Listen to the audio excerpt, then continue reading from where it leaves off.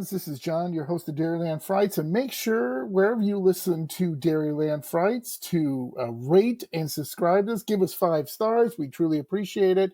And make sure you give us a review so we can see how we can improve the show, make it better, and stay spooky.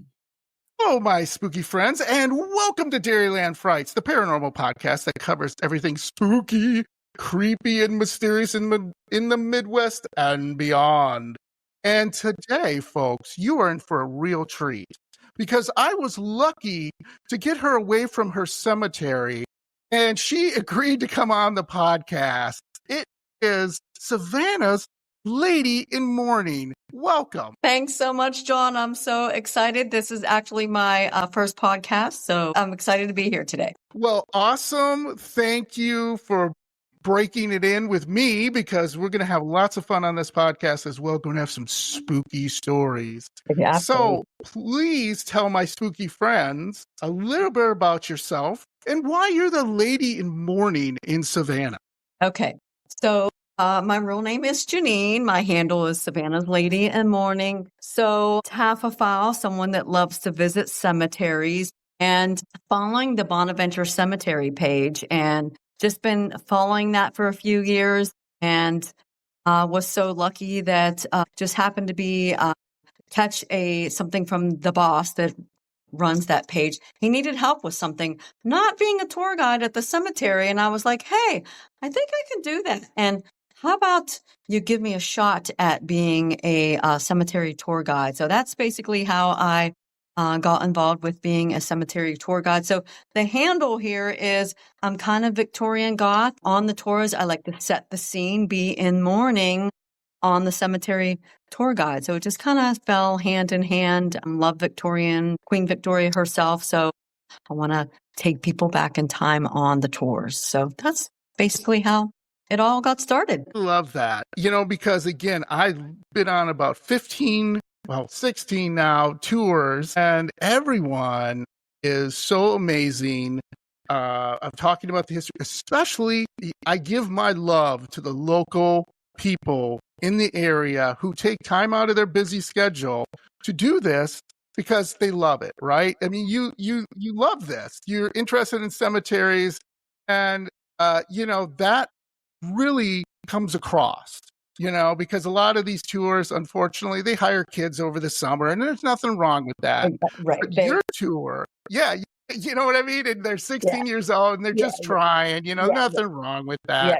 I went on a tour like that in Savannah years ago, and they were dressing up the part. But it was a young kid, and he was doing his best, but we still had a blast, and we still had a great time. So let me ask you this. What should people expect on your tour? So someone hears this and they go, you know what? I'm going to go on that tour.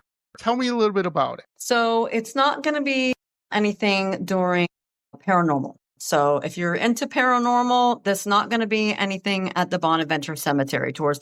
No paranormal things. So we are going to basically teach you about Victorian symbolism in a cemetery. So you'll see the hands clasping. You'll see flora and fauna. That is the flowers on the headstones, and each flower is going to mean something. Symbols as far as crosses and angels. Victorians are the ones that would bring those in. Victorians huge into Egyptomania. So you'll see some Egyptian symbolism on the cemetery tours, and people don't realize those things whenever they're visiting a cemetery, that the Victorians are the ones that started all that. So basically a lot of symbolism in the cemetery. And of course, we're going to give you the information on the most famous people in the Victorian era for Savannah for their time. So they're the ones that basically helped build the city for their time. So those are the things that people might not expect on the cemetery tour. Yeah, and I talk a lot with my hands, John, if you see me. It's all good. I love it. Maybe we're casting something. I love it.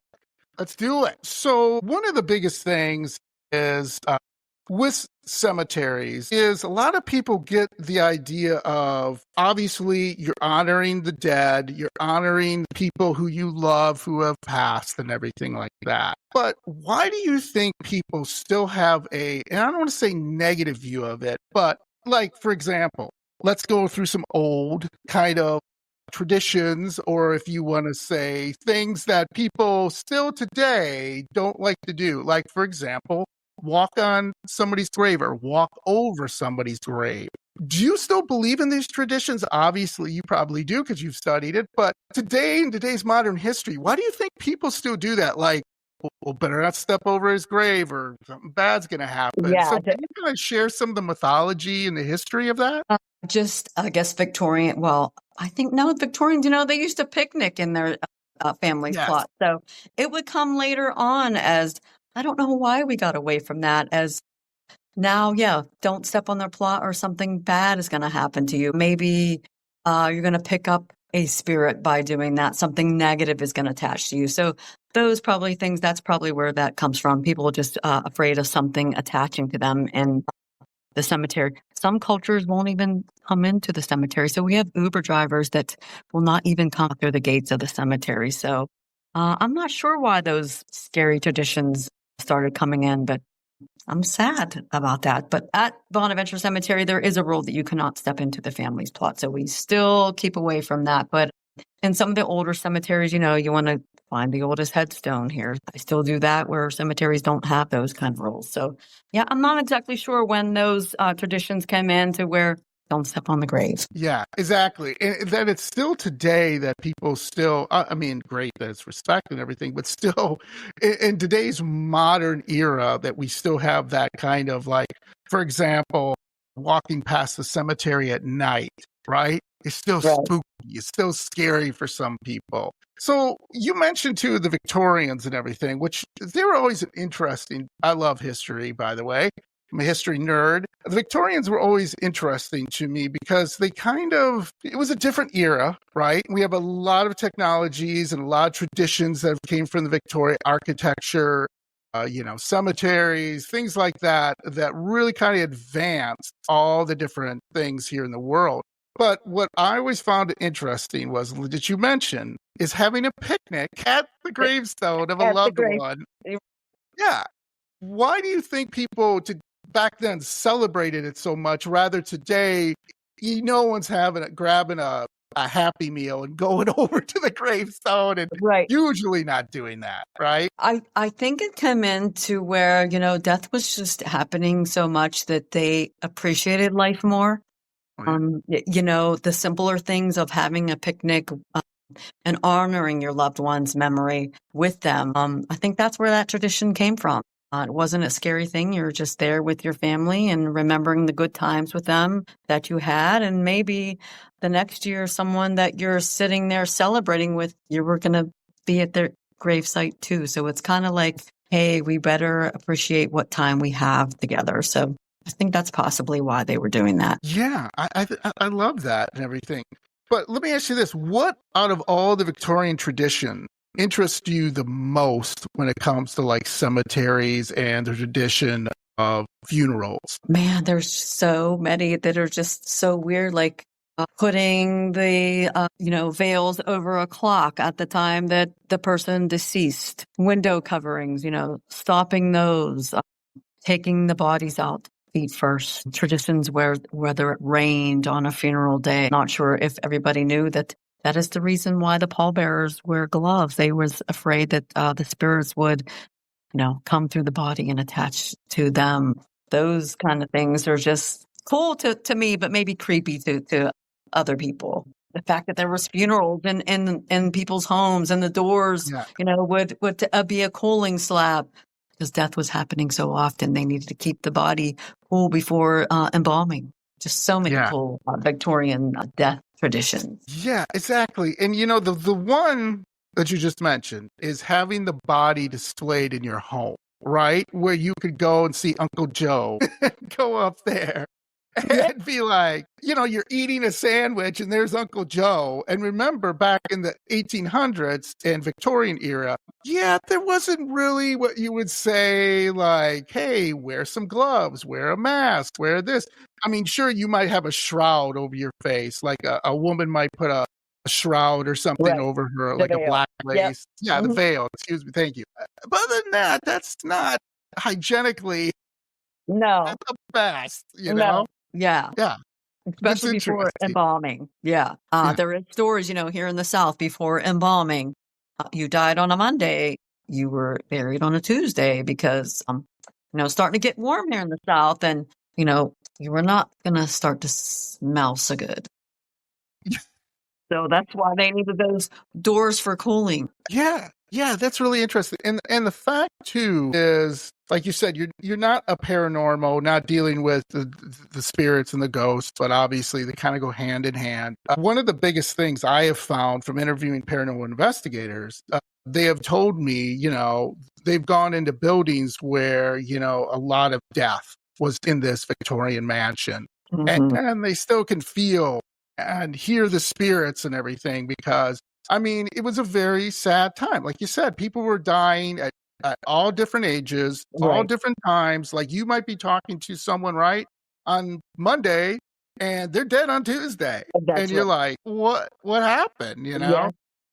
Yeah, it was a crazy era. Is there a favorite, you already mentioned tradition. Is there a favorite like song or anything that you think was associated with, funerals? Because obviously singing and everything. I just think the whole Victorian tradition is just so interesting. They're how they went about it. You know what I mean? Like how they went about death and songs and traditions and Yeah. habits or whatever you want to say.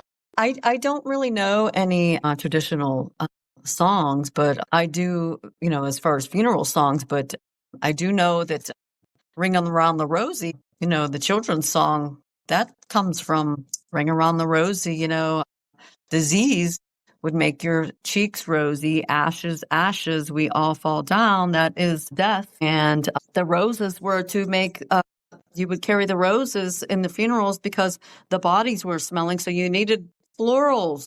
You needed flowers and that's why flowers would come as funerals tradition, because the bodies would start to smell. Yeah. So Exactly. Ring Around the Rosie, pocket full of posies, as the posy flowers. So Yeah. Wow. That's awesome because again, all these songs and all these traditions come from somewhere, right? And we just think, right, I mean, they're made up. Like, yeah, but they yeah, came from somewhere. And they sometimes came. it's not what you think. Right, they started somewhere. Yeah, a children's song came Yeah. from funeral traditions. Yeah, exactly. Exactly. So on your tour, talk a little more in depth on your tour here. Like when you're going through the cemeteries, do you talk about certain graves or Oh certain yeah, whatever you want to? Yeah, and yeah. what are some of your favorites? What do you kind of go to that you like talking about? So we talk about pillars in the cemetery. So we would explain when you see a long pillar in a full, tall pillar in a cemetery, that means the person would live a long, full life. When you see a pillar cut short, that means exactly that. The person's life would be cut short. It is going to be the same whenever you see rosebuds on a children's grave. That child never made it till full bloom in their life. Unlike an adult, specifically ladies, they would have full blown roses on their headstone. That means that they lived a long, full life. You will also see going through cemeteries, you'll see tree stumps where it looks like a large tree stump, long, full life. Short tree stump is going to be a child. So those types of things you're going to see through the cemetery. And there's people walk through and never understand that, John. I will also tell you, whenever you see a family plot in a cemetery and you see children, they're going to be behind everyone in the family plot, and their parents are usually in front of them. That is symbolism for when you're a parent. You are in front of your children, protecting them. That is the symbolism in that. So again, people walk around cemeteries, never take our tours. Yes, we have a beautiful Victorian cemetery at Bonaventure Cemetery, but without truly taking the tour, you're going to miss all that symbolism and the specific people there, their history. Yeah. Yeah, So those types of things. that's so interesting that we don't. Well, most people go past the cemetery and it's sad, and you just don't want to deal Yeah. with it, as they say. You just kind of move on, right? Because it's death, and nobody wants to think about it. Unfortunately, we're all gonna die unless you're a vampire, which Right. which I don't know. Maybe you are. I know I'm not. No, Um, so see everyone that I love pass away. yeah, right. Yeah, I just did a thing on vampires and everything, and I'm just like, Yeah, I think that'd be a rough life, right? You just wander around and watch everyone you love just slowly pass. I mean, I don't know. And you would have to move a lot. Let's be honest. I mean, Yeah, because that's if you're right. like showing up and you look this way and everyone else is older, people are going to be like, "What's your skincare? Yeah. Like, what are you using?" And you're constantly having to make new friends because your other ones pass away. And I don't have that kind of energy. Yeah, exactly. You mentioned vampires. So whenever you came to Savannah and you went to Colonial Park Cemetery, did you happen to see our Savannah's vampire, his headstone? No, I did not, because funny thing is, they would not let us in the cemetery that night. Yeah, they don't let you in at night. Okay. Correct. Yes. There is a gentleman in the back. His name is Christopher McDonald. His headstone would be along the brick wall, and I call him Savannah's vampire. They say it was teenagers doing this, or it could have been the Union soldiers whenever Sherman was here, someone practicing their carving skills. They would change his date to live 421 years old. So whenever I do that, because I do the Colonial Park Cemetery tours during the day, I introduce him as Savannah's vampire. And people's eyes get really big whenever they see that 421 years. That's awesome. No, I did not get to see it. Can I ask you why they do not let you in at night? Is there a reason? That is a city rule. So cemetery is going to be open from 8 a.m. till 5 p.m. And that's all of our city-ran cemeteries here in Savannah. And I think, John, that came in because unfortunately people do bad things in cemeteries. Yeah. They had to put a time limit and lock those gates. Yeah, that sucks. Yeah. Yeah. Come on, people. What are we doing? I know. It's beautiful. Yeah. I used to say, well, I hope something bad doesn't attach to these people if they're going to do bad things in the cemetery. But now I'm like, yeah, well, I hope something bad attaches to them if they're going to do something bad in the cemetery. So speaking of that, a lot of times I've read stories and heard stories where people who have taken something from a cemetery and bad stuff does happen. Do you believe in that? Do you think that? I mean, obviously you shouldn't, but if you do you believe in that something bad could happen? I definitely think that something bad can happen to you if you do bad things in the cemetery. I mean, karma. Yeah. I mean, there's spirits out. There's definitely spirits out there that are bad energy. I don't think that energy just goes away for some people. Bad things can definitely attach to people. Yeah, exactly. One of the things, just a little sidetrack here. So here in Wisconsin, we have this ain't going to become a serial killer podcast, but just for a second, just bear with me. So we have two of the heavy hitters in serial killers, Jeffrey Dahmer and Ed Gein. Movies of as we know, Oh, yeah. So Ed Gein's cemetery, where he was buried, is about an hour away from me where I live. And originally they had his headstone out there in the cemetery, Plainfield Cemetery, by the way. It's like very small cemetery. People thought it'd be really cool to chip off part of the headstone and take it with them, or to sell it on eBay. Now, here's the two funny things that happened.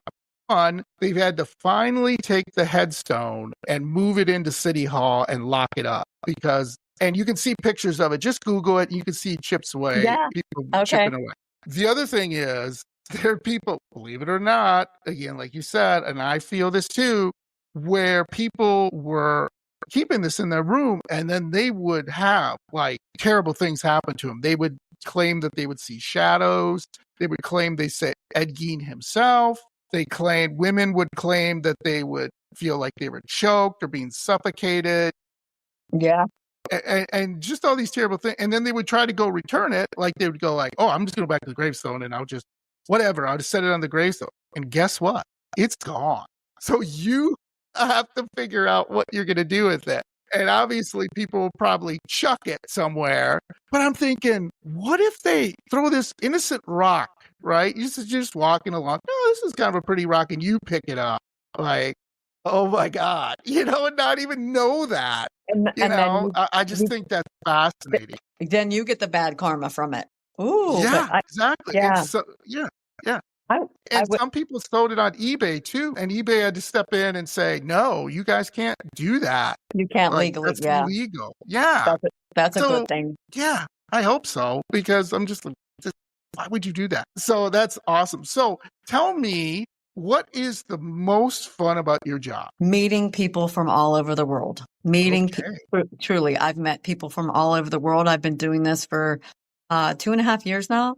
I've met people from Spain, from Egypt, from Australia, New Zealand, Germany, Switzerland. Yeah, I used to keep a book and have everybody sign. I should probably start doing that again because that was pretty fun. But yeah, meeting people from all over the world that want to come visit Savannah and come to our cemeteries. And I do the historian tours downtown as well. And I do the ghost tours downtown. So yeah, meeting people from all over the world. Yeah. What is the common question you get from people that ask you? The common question downtown is, did Sherman do anything to downtown? No, he did not burn down Savannah. So that's the common question there. The common question at Bonaventure Cemetery is, can you be buried there? But unfortunately, no, they no longer sell any plots. All those plots have been sold out. So still an active cemetery, but you cannot be buried there unless you own the deed to your family's plot. Yeah. So. Exactly. Okay.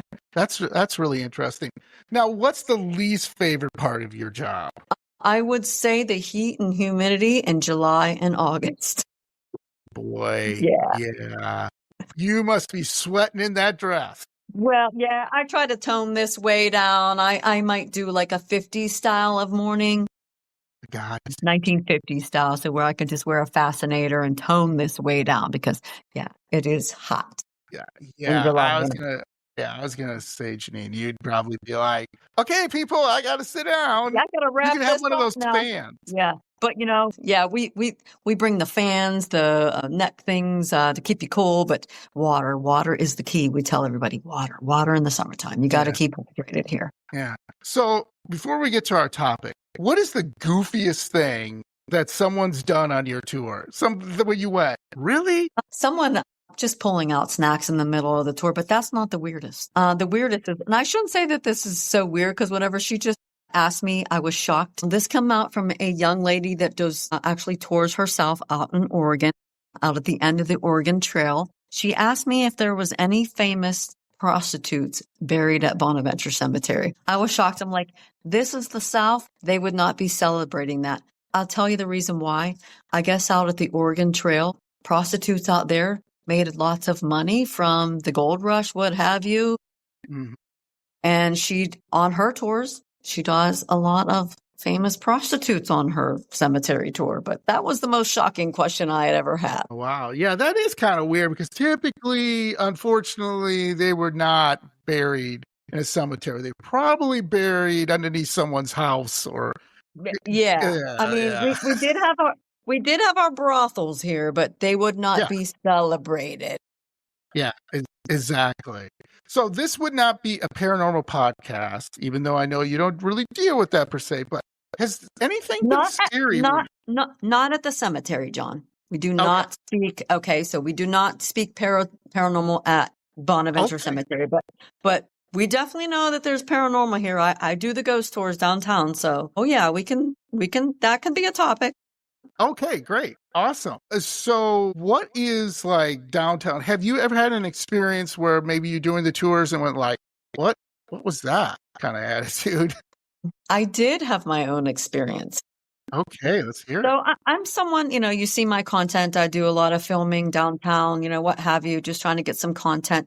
One morning before my tour, I go to our beautiful Forsyth Park fountain. I'm trying to get a video of the fountain. I park my car and pay for my parking, and I hear high heels behind me. Didn't turn around because I just thought it's a woman, she's going to follow me to the Forsyth Park and get a video, which a lot of people do. A lot of people come into town to see that fountain. So I never turn around to look at her. I stop to cross the street because there's Gaston Street there before actually heading into Forsyth Park. I still hear those high heels behind me. It stops whenever I stop. I walk clear up to the fountain. I still hear the high heels around. I get my phone out, getting ready to video. I expect this woman to come right up alongside me. I turn around to see her. No one is there. If anybody would have been paying attention to me and looking at the look on my face to be like, wow, there's no one there, I guess it was just one of our resident spirits walking up to the cemetery today. But we do have a saying here in Savannah, and that saying is, It's not a matter of if you get haunted, it's when. So if you talk to the local people here, yeah, we all have our different experiences. You can go to some of the bars, restaurants here in Savannah, and they have all had their experiences as well. So that was my Yeah. first. That was Yeah, my that first. must have been, yeah, that's always weird, right? Because I've heard, people talking about experiences like that, and you're like, and you go to turn around to be like, hello, there's nobody there, and you're like, Yeah, it's like nothing's there. I expected to see yeah, a woman in heels. Yeah, that's yeah, that's and still scary. I remind people that, people want to see a ghost. Ghosts are not just going to jump out in front of you. Sometimes it's audible. It's an audible thing. It's a feeling, that choking sensation, pain in your stomach, hair standing up on the back of your neck, or it could be audible. Smells as well. Yeah, those types of things. Yeah, absolutely. All of the time I've been doing this, there's smells, there's touches, there's, just little sights and sounds and there's just a whole bunch of different things. Even that feeling, you're being watched, is. Yeah. So I'm going to, before one quick thing before we go into the topic for today is I want to share my Savannah experience. So I was there a number of years ago on business and, and so I'm a big paranormal geek and history geek. So I'm like, I gotta go, I gotta go. So I was able to luckily get away from my clients and go down and see the beautiful architecture. By the way, if you haven't been to Savannah, put it on your bucket list, get to it. The people are friendly. The food is awesome. It's just a great place. Okay. It's a vibe. Take Yeah. the tours, support the local tours first. Thank you. Okay. I can't say that enough. Support the local tours first. These are the people who live there, love there, cherish their community. They're not only going to tell you some of the great hidden spots, but also the great history. And you know what? I love locals too, because then I could go like, where's the best place to eat? And they're going to be like, let me tell you, what do you want? I want ribs. Go there. And they're never wrong. I've never been sold, a bill of goods or, giving them like, this is horrible. It's like, oh my God, this is awesome. You guys are great. So yeah, it's we never great, and I'm going to get back there. Yeah, never steered me wrong. And it's a great community, but again, independent. Go do that. You'll love it. Trust me. So when I went on one of the bigger tours because I just had limited time and I was just like, oh, I'm just going on this. There's a bus. I'm getting on, getting off. Okay. There's nothing wrong with that. If you have more time, start with independence, but start with independence first. That was my first mistake, but that's okay. Next time I go down there, I'm hitting all the independence. So when I was going down there, they went around, showed me all the different places, all the highlights, as you want to say. So, Colonial Park, we didn't go to Bonaventure Cemetery. We already said it's closed. Colonial Park was. We went to the Sorrel Weed House. Is that the one? Yeah. Yep. Yeah. Went there. So let's start with that because this is super funny. You'll get a kick out of this. Okay. So we're going around it. We go into the basement. There's these two older women, right? And I'm on the tour alone. And we go into the basement. These two older women lock my arms and go, if something happens, you got to protect me, John, because I get to know. And I'm like, what am I going to do? It's not like they're throwing basketballs or something at us and I'm blocking them. And these old ladies were so sweet and everything. I said, no, it's going to be fine. We're going to be fine. They're like, oh, it's kind of scary down here. And it was like a creepy, come on, it's the 17th, I've been there. Yeah. So you get it, right? The other thing is when you walk into, I don't know if they still do this again, maybe they've changed it, but when you walk into like their den, I would say, there is a voodoo symbol on the ground there. And I don't know if they've taken it off but they found it after they were doing some renovation. This was, I thought, funny too. So it's a voodoo symbol and the guide says, please do not step on this because people have said there've been bad luck. Whether you believe or don't believe, we just don't want any issues. Okay. And everyone took a step back from it. It was this, it was this ugly symbol. And then they took us upstairs to the, kind of what we would call the living room in the Victorian era. I don't know what you would call it, what it would be so named, but basically that's what we call it. And then there's a mirror above the fireplace. And supposedly, if you look into that mirror and stare long enough, you will see the colonel or the gentleman. I can't remember the military rank of the gentleman and their family who lived there. You will see his face. Uh-huh. Yeah.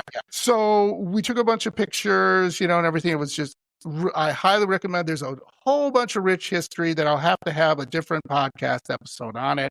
A lot of different things with murder and poisoning and, crazy. Yeah. A whole bunch of stuff going on. So anyway, then we went around and then the tour got off and I decided, like a moron that I am, to go past the Colonial Park Cemetery and try to take pictures. Well, when I went past, number one, I felt like somebody was watching me, number one. Number two, when I tried to take pictures on my iPhone, it didn't work. And I'm like, okay, well, maybe I drained it because I've been taking pictures through the night and stuff. I get it. So anyway, I get back, and this is what I love about Savannah. I get back, and I'm just staying at like a Marriott. You know what I mean? I'm just staying there. And so I get in there, and I talk to the lady, and she's this really nice lady, and she says to me, hey, how was the tour and stuff? And I said, well, I just got back. And she goes, sweetie, you didn't walk by yourself, did you? And I'm like, yeah. Never do that. Never do that. You get a partner with someone. She goes, you might have some bad juju or something. I'm like, what? And I told her, I told her about the Colonial Park Cemetery. She's like, okay. She goes, look, if something bad happens, you have a friend who can cleanse you. So, she was such a sweetheart. I'm like, you're scaring me. She's like, look, just want to be certain because in Savannah, you will see a ghost and everything is haunted. So I was joking with her. And they're in Savannah. I don't know if you guys still have it, but Sonic is a big thing. The restaurant, the fast food chain. Yeah. And right across the street from the hotel was a Sonic. And I joked with her, I bet you that Sonic is haunted. And she started looking at me and she goes, oh, I bet it is. I bet if you go in there, it's probably haunted. And I'm like, you're kidding. She goes, you'd be hard to find not a place in Savannah that has history of hauntings or is haunted. There's so much rich history in it. And funny thing is, I go back to my room, open the pictures up, and my phone was working fine. So say what you want to say about the Colonial Park Cemetery, but it's interesting that it's like in downtown. Like it's downtown. Like I wouldn't say in the middle of downtown, but it's downtown. Right. It's definitely downtown. Yeah. It's within the historic district. Yes. Yes. And then the last thing is, I totally forgot that the film Midnight in the Garden of Good and Evil was filmed there, but I was very much, every shop I walked into was reminded of that very much. That's our claim to fame. Yes. Books and pictures. Yeah. This, that, and the other the bird thing. Girl. Yeah. Yeah. And so I was like, I started laughing, and this one guy was like, really nice guy. And he's like, yeah, he goes, some people were lucky to talk to Clint Eastwood. He was the director of that movie, and he was a really nice guy. He used to come in and eat around the restaurants here and talk to people. Yeah, he's a really sweet guy. And I'm like, oh, cool. That was really nice. So anything you want to add to that at all? I would say that lady was not wrong. Multiple places haunted here. I mean, when I do the ghost tours, it's almost like, okay, am I going to take people over this way on this route to this haunted house or this place over here? So that lady was absolutely correct. You follow me, I do a lot of content and read about, all the death happening and inside of these people's homes. Colonial Park Cemetery, one of the reasons why we're so haunted is because we have multiple cemeteries. Squares used to be cemeteries. There are a few of them. So Wright Square, Taylor Square was a cemetery at one time. Whitfield Square was a cemetery at one time. Colonial Park Cemetery used to be bigger than it actually is. And they just removed headstones and extended Abercorn Street. So that lady was not wrong, John. There's multiple places haunted here in Savannah. Yes, absolutely. And if you go into downtown Savannah and stuff, look at some of the architecture, they have like gargoyles and everything. And it'll be on some of the buildings. Now, gargoyles are there to protect you. A lot of people think it's like some weird evil thing. No. They're there to protect you from spirits and everything, supposedly. So the architecture is just awesome. And obviously the Victorian architecture is something to behold. These beautiful big houses or just the way that they were designed is so awesome. So when you get a chance, I recommend anyone put that on your bucket list, get down there and see it, because you will not be disappointed. So let's get right into our topic, shall we? And the topic today is famous cemeteries around the United States. Okay. So guess what? Savannah, as you mentioned, let's start there. And we're going to start with Colonial Park Cemetery. So here's a little bit of my research. Please, if you have anything you would like to add, please go ahead. And, if the research is wrong, tell me it's wrong. But I'm just getting off the internet. So considered one of the most haunted places in the city, Colonial Park Cemetery is the oldest burial ground in Savannah, is located within the heart of Savannah's historical district. Burials have began in 1750, making it the final resting place of many Savannah's earliest residents. The numerous ghosts, apparitions, mysterious sounds, and sights are believed to be caused by the tragic death of thousands of victims of yellow fever epidemic and the many dueling deaths that were too numerous to count. So dueling deaths, folks, is basically you grab your gun, I grab my gun, we walk 10 paces, turn around, and shoot. Yeah, right. So why men did that, I don't know. There was many, many reasons why. But anyway, whatever the cause, it is not disputed that the historical cemetery has its share of eerie events. There's one ghost that seems to be more visible than the others. A man who was convicted of murder, and the story goes he was hung inside the cemetery from a tree. Many who visit, they have seen Rondler, hanging from the same tree. Others say they see him walking amongst the graves. The story of Renee's ghost has been repeated so many times that some call this cemetery Renee's playground. The other sightings and mysterious encounters include voices, shadowy figures, and more. So that was just a brief kind of history of it. Anything you want to add? Renee's story is one of my favorites. Yeah. He's definitely been seen. So his story goes early 1800s. His mother was trying to give labor to this baby, and the baby was too big to give birth to. Doctor is summoned. The baby's so large that he has to break Renee's mother's hips in order to deliver him. He comes out a whopping 16 pounds. Yikes. Yeah. So that baby, big baby, grows up into a bigger boy. They say at 15 years old, he was already 6.5 feet tall and over 300 pounds. Yes. So yes, convicted of those child murders, they say hung. I haven't heard that it was actually in the cemetery, but he used to play in that cemetery. From what I hear, that was his place to go. I guess because of his size, his awkward size, and the fact that he was French, didn't speak any English. Children did not want to play with him, so he'd play in that cemetery. So I do know there's an attachment to that. So hung. The story goes that things are fine for a year. Those murders no longer happen, and then these murders start happening again. Supposedly they got the wrong person. Convicted Renee because of his large size, his awkwardness, and did not speak any English. From what I've heard as well, that his mother was not even allowed to bury him at Colonial Park Cemetery. That was hollowed ground, that they've taken his body out to the marshes to set his body free. So it is one of my favorites. It's just a sad story because he's different, and people are different. But people have seen a large, dark figure in that cemetery. True, though, that we had a hanging tree because the police station is right there, and then the old county jail is right there as well. So there was a hanging tree in there. Absolutely. Yeah, really. Yeah. And then you mentioned the Civil War, Sherman, who's in March of the Sea and everything, burning everything in his path. As you said, they did not burn down Savannah. I thought they burned down parts of it. They didn't burn down it at all.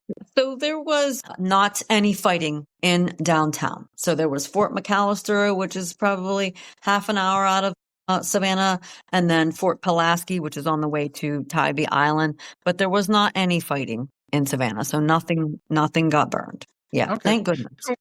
There was cotton in our warehouses. That was money. We were not going to burn. Yeah, he was not going to burn. Yeah, it all comes down to the money. Always comes down to the money. Yes. So the other thing I heard, and I can't confirm this, I was reading about it, was supposedly when the Civil War soldiers, they camped at Colonial Park Cemetery, and some of the newly fresh graves, because it was cold, unreasonably cold for that time, took some of the bodies out of the graves so they could be warm, also went into some of the mausoleums, to basically desecrated the cemetery because they basically wanted to keep warm. So they were building fires everywhere and desecrating bodies and everything. Is that true, or is that just a myth? I believe some of that can be true, John. I don't believe there's any record of that going on, but we definitely know for sure that they were in camp there. We definitely know that their horses were there. So, some of the headstones, tumbled over probably because of that. I mean, this was their enemy, no respect for the dead. That's the sad part of it. Yeah. Then I do believe that it is true that they were taking bodies out of those family vaults to keep warm. Very cold that December 1864. Supposedly those vaults stay 50 degrees all year long. So I could see why they were trying to do that. We can get down into the 20s and 30s. So out of necessity, them camping there for a month, I could see that they were taking those bodies out. Yeah. That makes sense. So here we go. This is one I came up that I was so excited when I saw it. So the Bonaventure Cemetery. So tell me if any of this is wrong, because you're the expert in this. This is Okay. It's located along the Wilmington River. Is that correct? Correct. Mm-hmm. Correct. And it's known for its gorgeous magnolias, dogwood, and live oaks, colorful azaleas, right? Correct. And interesting tombstones. So it sounds beautiful. I've seen pictures. It's absolutely gorgeous. So this beautiful setting has made the more than 150-year-old burial ground. Is that correct? One of the most photographed cemeteries in the country. In the country since 1846. Yes. And here we go, folks. So we were mentioning Midnight in the Garden of Good and Evil. This is the cemetery, made famous for its role on the cover of the bestseller, Midnight in the Garden of Good and Evil. Bonaventure beckons tourists to stop by, but among the natural beauty, there's a supernatural side, even though I know you don't deal with that, to the cemetery that draws in ghost enthusiasts and curious visitors from all over the world, which we talked about. The most well-known spirit is that of little Gracie Watson, who died of pneumonia at 6 years old, a statue that was carved, and many people placed coins and toys at the base of the statue. Those who have stood close to her gravesite have reported seeing the beautiful little girl, and others have said they have seen tears of blood streaming down from the angel's eyes. So, true, not true? I don't think I believe that last part. But yeah, there is a story that, well, Gracie's all locked up now, but there is a story that in the wintertime, I believe it was cold evenings when the full moon, like tonight, you would be able to touch Gracie's head and she would be warm to touch. But I have not heard blood of tears, but I have heard the stories of a little girl running around her designated plot site. So she has a very sad story, but we definitely love her. Yeah. So she died of pneumonia. Is there anything you can add to that? So caught strep throat, turns into pneumonia, and then without, unfortunately, antibiotics, it would turn into sepsis. So she was her parents' only child, and they were sadly, they were too distraught to be in Savannah anymore. So they were hotel caretakers, and they would eventually go north to take care of hotels up there. But before leaving, they would commission a sculptor, John Walls, who actually did 200, I believe, here and around Savannah. They would commission him to do that sculpture of her. And John Walls is actually buried at Bonaventure Cemetery as well. So the story also goes that she was, of course, brought to Bonaventure Cemetery in the white glass casket that would be typical for Victorian times for a child to be in a white because of purity and innocence. And 4 white horses bringing her into the cemetery with that glass casket to her family plot. So, yes, people still bring trinkets to Gracie. I've had little old ladies, Savannians, on my tour verifying with me. After church on Sundays, they would go to the penny candy store, get a little trinket for Gracie, and they would go to the cemetery to visit their grandparents' grave. And before leaving, they would stop to visit little Gracie because they knew the parents never came back to see her. So they would give her gifts and then go on about their way home. So yeah, we love her. Oh, that's awesome. Awesome. Also, Bonaventure has several other elaborate statues, and guests have told accounts, that them grimacing and smiling at them when they stood in front of them. The cemetery is not without its spooky sounds, like that of a baby crying near an infant's grave, giggling children, or perhaps the most disturbing, the sounds of a pack of dogs snarling and barking angrily. No one has ever seen the dogs, but many of them have heard them. Dogs? Is that true? Yes, there is a story of the hellhounds, which is basically guardian of the underworld. So I have heard that story before. I've never heard about the snarling though, but definitely heard the story of children's laughter at children's graves, and people claim to have caught orbs also at the same time, those orbs bouncing and laughing around those children's graves. There is a couple grave plots actually where 4 siblings pass away, infants. So I've definitely heard that story. Yeah. Yeah. So we're going to stick in Savannah too, because now we're going to go to the Laurel Grove Cemetery. Oh, I was just there this morning. So this one, again, you can comment on it.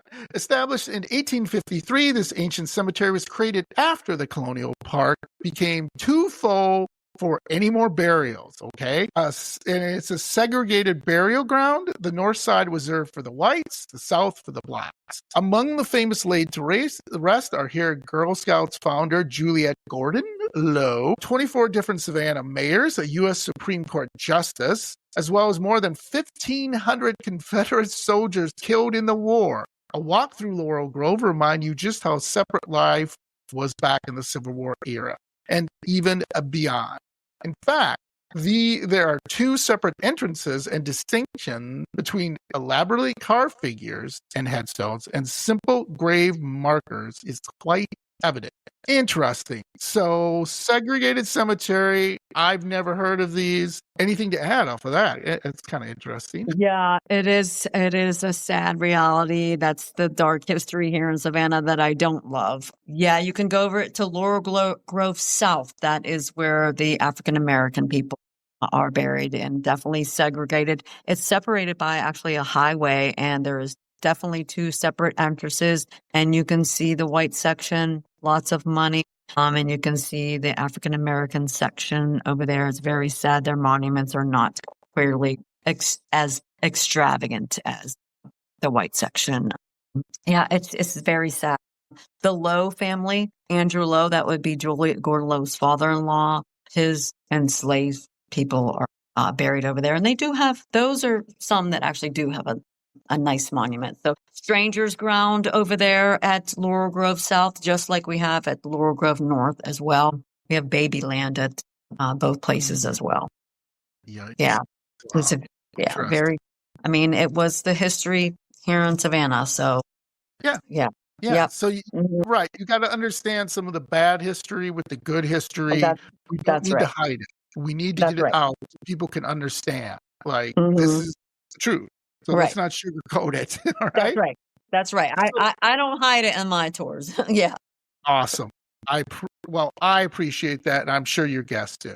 So there's also a ghost story that dates back all the way to 1894, when a trolley line that traveled past the cemetery reported that every time the railway car passed the cemetery, they would hear the sound of a child crying. The crying continued for many years, and every day, and only in car number 28. The workers on board reported that although the sounds were pitiful and spooky, after a while they got used to it. No one ever saw a child inside the car.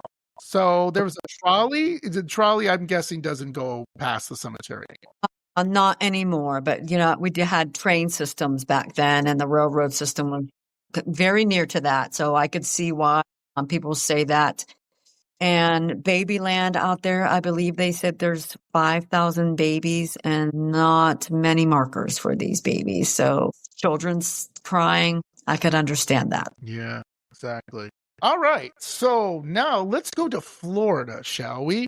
Okay. And Florida has a great history. I actually am friends. And if you want to, definitely go to Gina Black's haunted website where she tours cemeteries too in Florida. She's been to them all. She's awesome. Just hit So is Gina this up. is She Haunts? She Haunts? Yeah, she haunts. Yes. We follow each other. Yeah, we follow each other. Yeah. So awesome. Yeah, she's great for Florida cemeteries. I've talked to her many times and she loves visiting them. She wrote a book about it. Check it out. It's an awesome book. So the first one is Atalomato Cemetery. It's in St. Augustine, Florida. And it's the oldest planned cemetery in Florida. Atalomato Cemetery holds centuries of stories beneath its weathered headstones. The most frequent reported apparitions that of a young boy who peers out from behind a tree near the cemetery's eastern wall. Some say he's the spirit of Juan Bourdon, a student of Old Atalomato Indian School who died in the late 1700s. Another boy would fall to his death in 1877 when climbing one of the massive oaks on the ground. His specter is often seen crouched among the branches of the very same tree which he fell. Scary. Then there is, I don't know, a little kid. Seeing a little kid in a tree would scare me. Yeah. The cemetery centerpiece, though, is a chapel dating back to 1797.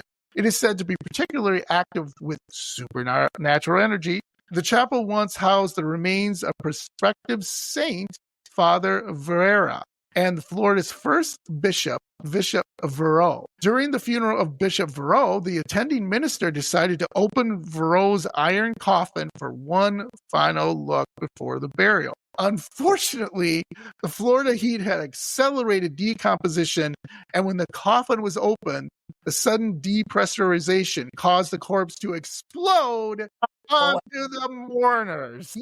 Yikes!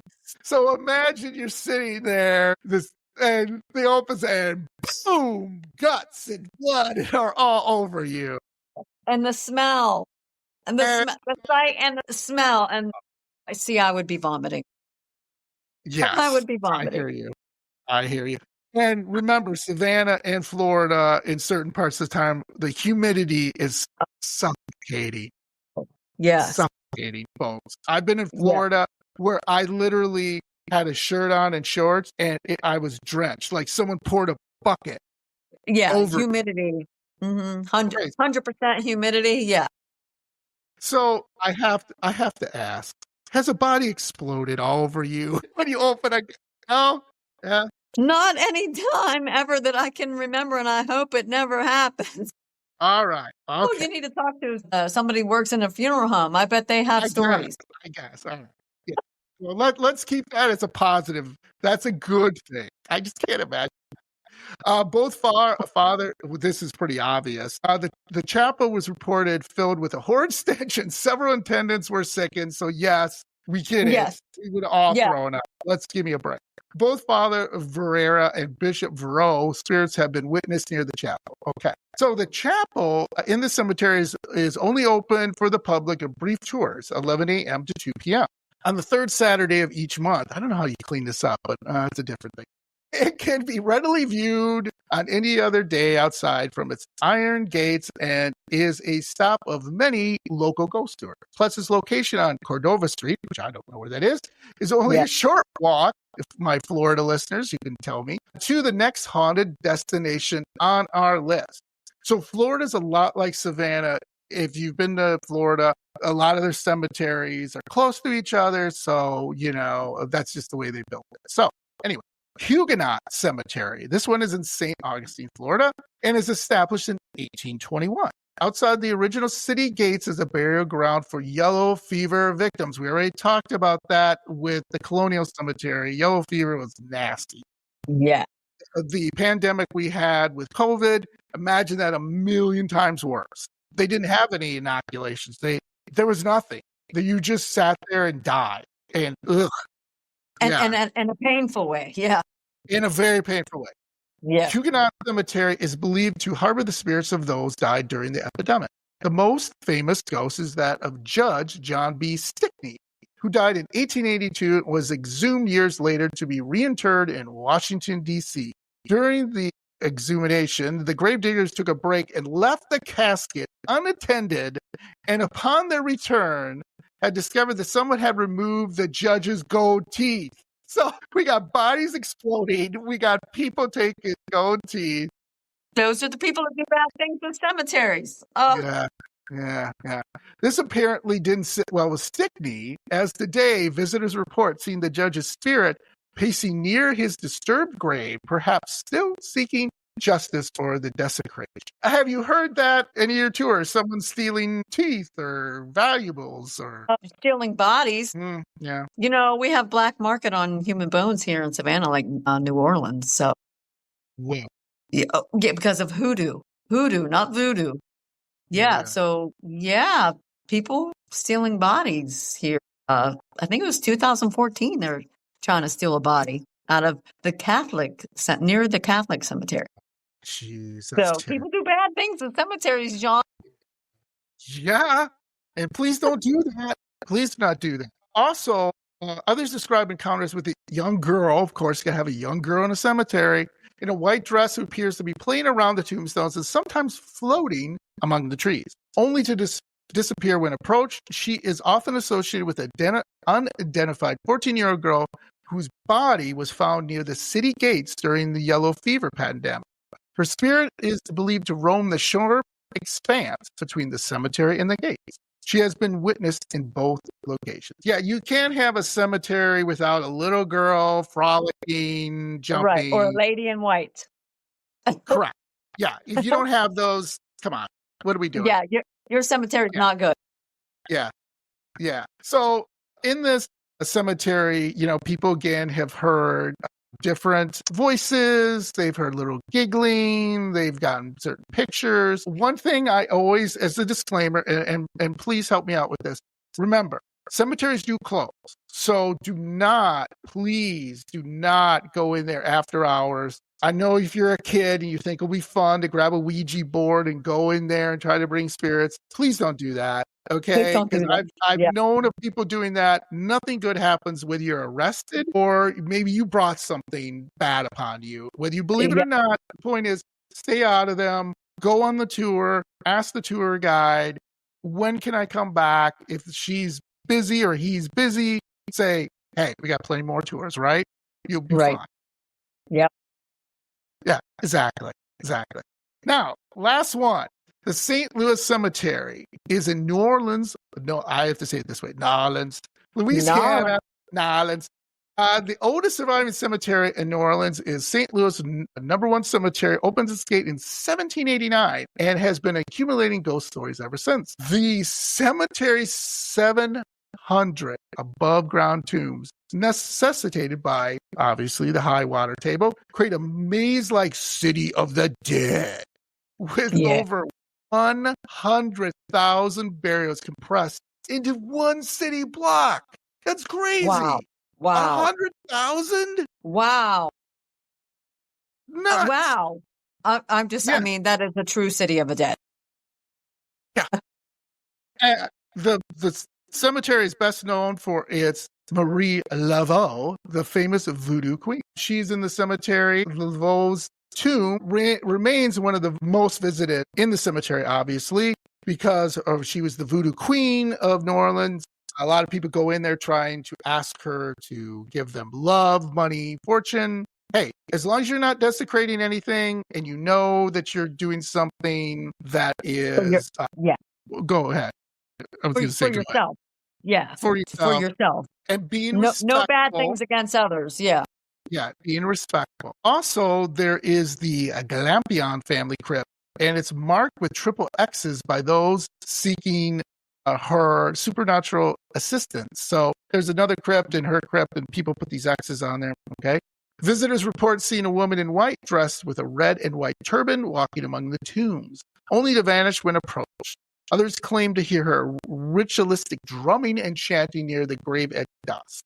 The vandalism of her tomb, if you go on the Google, was one of the deciding factors that prompted the Catholic Church to relegate visitations as guided tours. Oh, also, Nicolas Cage is one of my favorite actors. I love Nicolas Cage. Mm-hmm. He has his mausoleum, if you want to say, is there. You can go and Google it. It's crazy. Egyptomania. Yeah. and it's fun. I love Nicolas Cage. He's a wacky guy. He's my favorite wacky guy. I'm a wacky guy too, so I love it. I would highly recommend if you're visiting this cemetery, go on the tours. I've had friends. I have not visited it yet. Have you visited any of the cemeteries in New Orleans? I have, but it was very short time. I believe it was only 20 minutes, so I was not a happy camper. So I'm actually going back this November. Ooh. And I need more time at the cemeteries in New Orleans. No. So those were some of the big ones. There's a whole bunch of other ones. One of my favorite ones is Bachelor's Grove Cemetery in Illinois, here in the Midwest. It's been desecrated to a point where going in there, boy, you're taking a risk. You really are. Because one, you'll see the people like us who respect cemeteries and graveyards will almost cry to see how they've destroyed everything in this beautiful cemetery. It was called Bachelor's Grove Cemetery in Illinois. It's right near off a highway, which is super weird, but it was called Bachelor's Grove because back in the day, if you were a bachelor, you were buried in the cemetery for whatever reason. I don't know why. And it's if you go and Google it and look at it, there's a whole bunch of history. I did a episode on it that you can check out. Very haunted, very, very cursed. A lot of crazy stories going in the cemetery. Paranormal investigators have visited, have had nothing but EVPs, apparitions, fear of being watched, scary, just it's one of those grave sites that because it was vandalized and has been vandalized so much. People kicking over the headstones, tombstones, you name it, doing terrible things to that grave site. It's a shame. But anyway. That's terrible. So, as we wind up, I just have some questions for you. Okay. So, if you could haunt any cemetery in the world after you died many years, which one would you haunt? Oh my goodness. Wow. I want to say Bonaventure, but Gettysburg Battlefield is like one of my favorite places. Maybe it'd have to be Gettysburg. I'd be one of those ladies in white, maybe, I don't know, mourning my husband that was a soldier, died on those battlefields out there.